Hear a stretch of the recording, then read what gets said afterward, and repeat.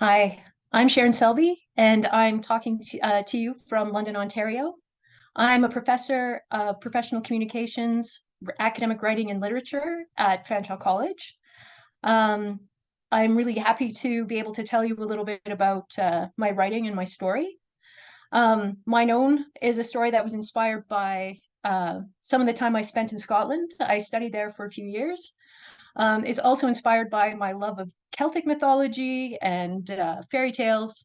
At the time, I had just read Jonathan Strange and Mr. Norrell and wished I'd written it. So this is kind of my love letter to that. Um, and yeah, that's me. Excellent, excellent, excellent. And I am Matthew LeDrew, the publisher over at Engine Books. Thanks for joining us, Sharon. Thank you. No, wonderful. Thanks for being in the collection. It's absolutely lovely when we get people from outside the province and stuff like that submitting in and knowing that we're kind of reaching outside the island. And it was a lovely story that the editors absolutely adored. Oh, thank you. Um, no, no, absolutely. Can't wait to see what people think of it. Copies are starting to go out now, and then what you think of the other stories in the collection. I'm looking If you forward to don't that. mind, I have a few very, very silly questions that I would love to ask you, not only for this, but for we have a radio show that goes out, if that's okay, to just some silly get to know the author questions, if that's all right. Uh, Perfect. I love silly questions. So, Awesome, awesome. We all love silly questions. Just one second, and I will call up my magical list of silly questions.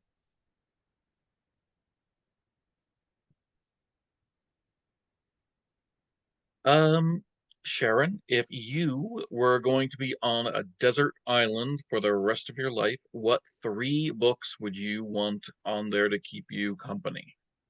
oh wow. I get three books. That's great. So Catch 22 by Joseph Heller. Uh, hmm, Son of a Trickster by Eden Robinson, and uh, oh, I forget what it's called. A collection of Fox stories called something like Come and Sleep.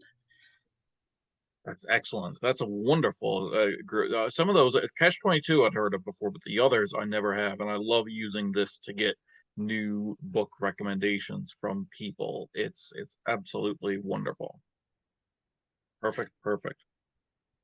Sharon, this is a fantastical group of fairy tale stories and authors and stuff like that. So I'd love to ask some of our more fantastical questions, such as uh, if you were to take everything that you write, both academically and fiction and all that, and put it into a witch's cauldron or a sorcerer's cauldron, anything like that, and there was a plume of smoke, and an animal came out that was conjured from your writing body of work, what animal would that be? Oh, I think it would be a shape-shifting fox. A shape-shifting fox. Yes, So a shapeshifter whose base form is a fox. yes. That's interesting. Okay. Do elaborate. Where does that come from? Why a shape-shifting fox? Well, so my academic writing is focuses on memory studies and things like uh, trauma and identity and things like that in Canadian literature. I'm working on a fantasy novel right now that sort of draws those themes together with Celtic mythology. If I have a fox appearing, he would definitely need, or she would definitely need to be able to fly away once they got themselves into a bit of trouble on the wings of a crow.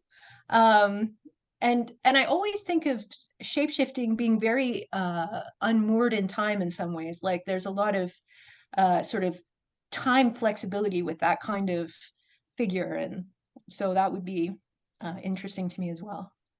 Excellent, excellent. And last question I'll bother you with, and then we'll get back to other things for the launch there. Sharon, what was your favorite book from childhood, if you can remember? Let me think about that. The Little Prince, I think, is one that I still carry around with me. So Awesome. That's Mhm. amazing.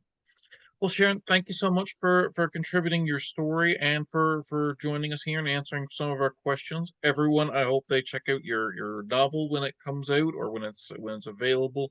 I hope people follow your work both academically and in fiction because it's lovely. I hope that this collection opens you new readers up to finding out about you.